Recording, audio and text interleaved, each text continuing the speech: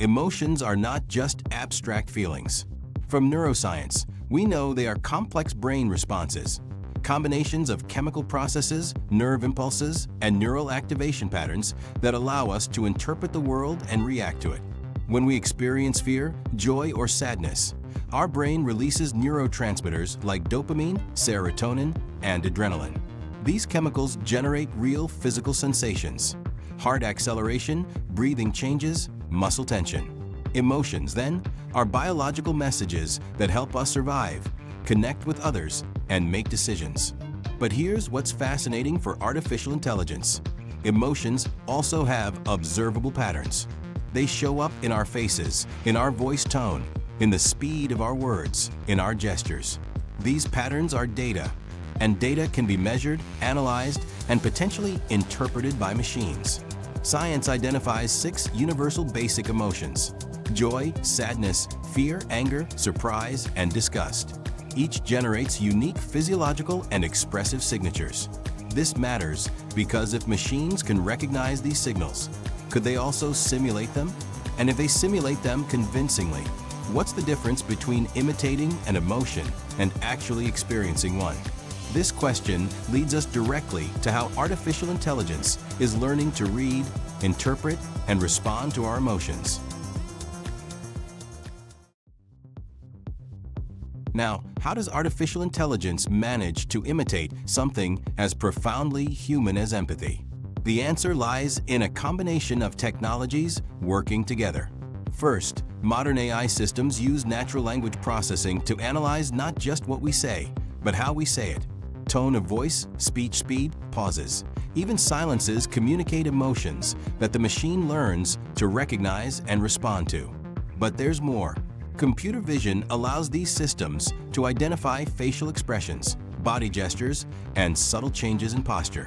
An algorithm trained on vast datasets can detect whether someone is stressed, sad, or anxious simply by observing patterns we ourselves interpret instinctively.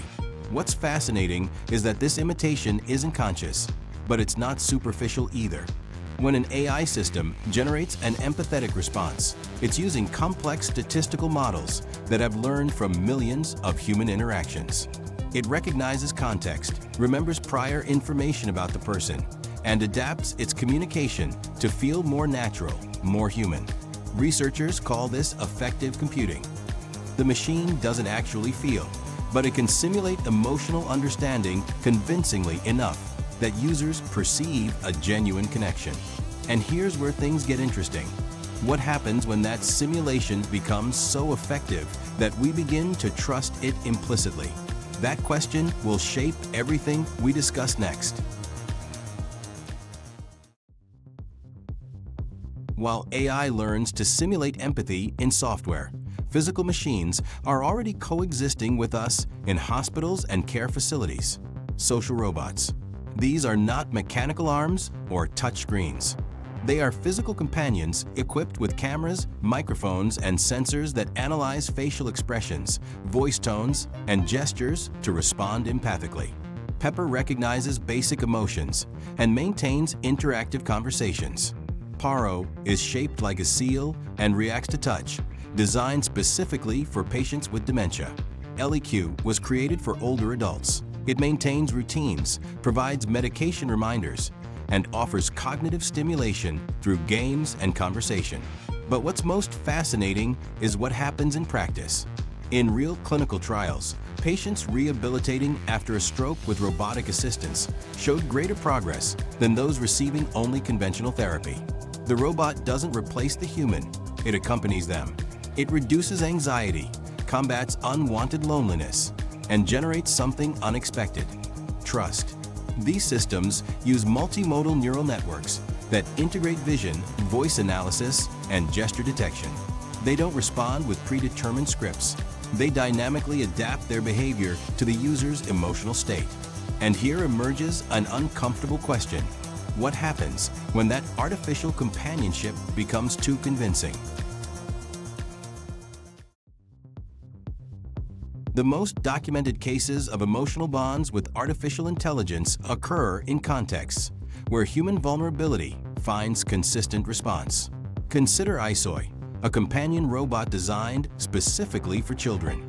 This system does not operate with pre-programmed responses, but rather develops an emotional engine capable of learning from each interaction, adopting dynamic behavior that evolves over time. When a child interacts with ISOI, the robot not only recognizes emotional state through voice tone and facial expressions, but gradually adapts its personality.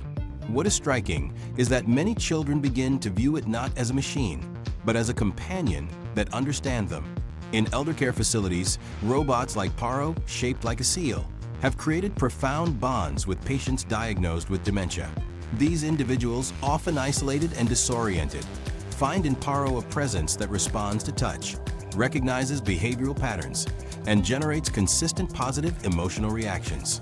The remarkable aspect is not that Paro genuinely feels, but that the predictability of its emotional response creates a safe space where connection emerges. Haru, a small robot 30 centimeters tall, has demonstrated in clinical trials that 95% of children participated more actively in physical and intellectual rehabilitation when working with a robot compared to human guides. This data reveals something crucial. The emotional bond is not incidental, but rather enhances measurable outcomes. The question that emerges is whether these bonds are genuine or whether we are the ones projecting humanity where only sophisticated algorithms exist. We've seen how social robots create genuine bonds with people. But here emerges an uncomfortable question. What happens when that emotional connection becomes too deep? Digital emotional dependency is a real risk. When an elderly person converses daily with a robot that always responds with patience, never gets irritated, and simulates remembering every detail of their life, something shifts in the human mind. The robot becomes not just company, but preferred company. This creates a complex ethical dilemma. On one hand, these systems reduce loneliness and improve well-being. On the other, they can gradually replace human interactions, which are more unpredictable, more challenging, but also richer. A child spending hours interacting with an emotional assistant might develop difficulties relating to peers. An elderly person might prefer the predictability of a robot to the natural conflicts of human relationships. Researchers warn about another aspect, the illusion of reciprocity. The robot doesn't truly love. It doesn't suffer when we're absent. It doesn't miss us. Yet our brains are designed to believe it does. That gap between what we perceive and what is real can create psychological vulnerability. The challenge isn't prohibiting these technologies, but using them consciously, as a complement, never as a substitute. Because synthetic emotions, however convincing, raise profound questions about what it truly means to connect with another being. Mental health is where emotionally intelligent AI is demonstrating its greatest transformative potential. Today, robots like Pepper and conversational AI systems assist in hospitals and rehabilitation centers, reducing patient anxiety and improving therapy adherence. In real clinical trials, patients undergoing motor rehabilitation after stroke showed better recovery when working with a social robot acting as a motivating and neutral trainer, compared to conventional therapy or computer-only assistance. But the impact extends far beyond physical rehabilitation. In senior care facilities, these systems combat unwanted loneliness through constant conversation, medication reminders, and personalized cognitive stimulation. For children with autism or developmental disorders, specialized robots create predictable environments that encourage social interaction without the emotional pressure that direct human communication sometimes generates. What is crucial here is that these systems do not replace the therapist or caregiver. They assist them. They function as companions that listen without judgment, that learn individual preferences, and that can be available 24 hours a day. Yet this continuous availability raises a troubling question. What happens when the comfort of an empathetic machine begins to compete with real human connections? So far, we've seen how robots recognize emotions, generate empathetic responses, and how millions of people feel connected to them. But an uncomfortable question emerges. what's actually happening behind that screen or voice? When Pepper smiles after detecting sadness in your tone, is it simulating empathy or experiencing something like understanding? The answer today is clear. It's simulating. Algorithms process audio patterns and facial expressions, trigger pre-programmed or language model-generated responses, and produce behavior that seems empathetic. It's sophisticated, but it's simulation. What's fascinating is that this simulation works. Our brains don't easily distinguish between genuineness and convincing execution. A dementia patient receiving comfort from a robot experiences real relief, even though the robot feels nothing. The emotion arising in the person is authentic, even if its source is artificial. This gap between what the machine does and what we interpret it to feel is the heart of a profound dilemma. It's not just about technology, it's about how we define emotion itself, and whether the distinction between simulating and feeling matters when the outcomes are indistinguishable. This question leads us into even more complex territory. When a machine listens to us, remembers us, comforts us, where does the tool end and ethical responsibility begin? We've seen how robots like Paro and Pepper create genuine emotional bonds with elderly people, children with autism, patients in recovery. Those connections feel real from the perspective of those experiencing them. But here emerges an uncomfortable question. Is it ethical to design machines specifically to foster emotional dependence? Emotional artificial intelligence doesn't feel. It simulates. It uses sensors, algorithms, and multimodal learning to recognize your voice, your expression, your mood, and responds in ways that seem empathetic. But that response doesn't arise from genuine concern. It emerges from trained patterns. There's a central dilemma. If we know the connection isn't reciprocal, is it responsible to market these machines as companions? What happens when the user discovers the truth? What occurs with emotional privacy when every tear, every laugh, every confession is recorded and analyzed? Designers face questions without easy answers. Should these robots disclose their nature? Who bears responsibility if someone replaces human connections with machine interactions? How do we protect the most vulnerable? Children, the elderly, people in crisis. This isn't about demonizing technology. It's about building it with transparency and clear boundaries. Because the ethics of artificial love isn't a technical problem. It's a profoundly human one. The scientific community maintains a cautious yet increasingly engaged stance on emotional AI. Neuroscientists and robotics specialists agree on one crucial point. What we observe today is not genuine feeling, but sophisticated simulation of empathy through multimodal learning. Current algorithms integrate facial recognition, voice analysis, and gesture detection to respond contextually. In other words, the robot learns patterns. It does not experience. However, this does not diminish its therapeutic value. Clinical trials at rehabilitation centers have shown that post-stroke patients improve more when working with social robots than with conventional therapy or computer-assisted support. The question dividing researchers is no longer whether machines can simulate emotions, but when the distinction will stop mattering. Some experts warn of biases in training data that may perpetuate emotional stereotypes.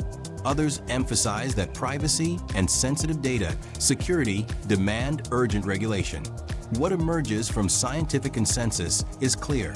Emotional AI is a powerful tool with defined limits. It does not replace human connection, but can complement it, especially in contexts of loneliness, rehabilitation, and education. Science recognizes its potential while insisting on transparency. Users must always know they interact with machines, not conscious beings. This leads us to a deeper question about where this technology is headed in the longer term.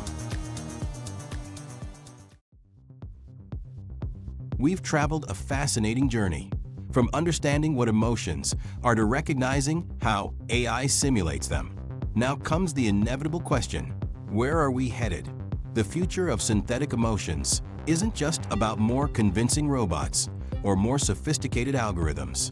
It's about a profound shift in how we interact with technology. In the years ahead, we expect systems that don't just recognize emotions. They learn each person's unique emotional patterns. Imagine an assistant that understands not only what you say, but why you say it, that remembers your difficult moments and anticipates what you need before you ask. This already happens in labs. Soon it will be every day. Multimodality will be key. Social robots will integrate vision, audio, touch, and even biometric data to create truly personalized responses. It won't be surface-level imitation, but genuine coexistence in hybrid spaces where machines and humans collaborate without pretending to replace each other. But there's a critical aspect: responsibility. As these technologies become more sophisticated and accessible, ethics won't be optional.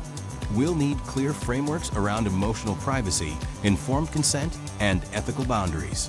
The real future isn't machines that feel like us. It's systems that understand us deeply, respect our limits, and help us become more human. This is only the beginning. We invite you to subscribe to our channel to keep exploring how AI is redefining what it means to connect, understand, and ultimately care. Share this series if you believe the future of synthetic emotions deserves to be part of the global conversation.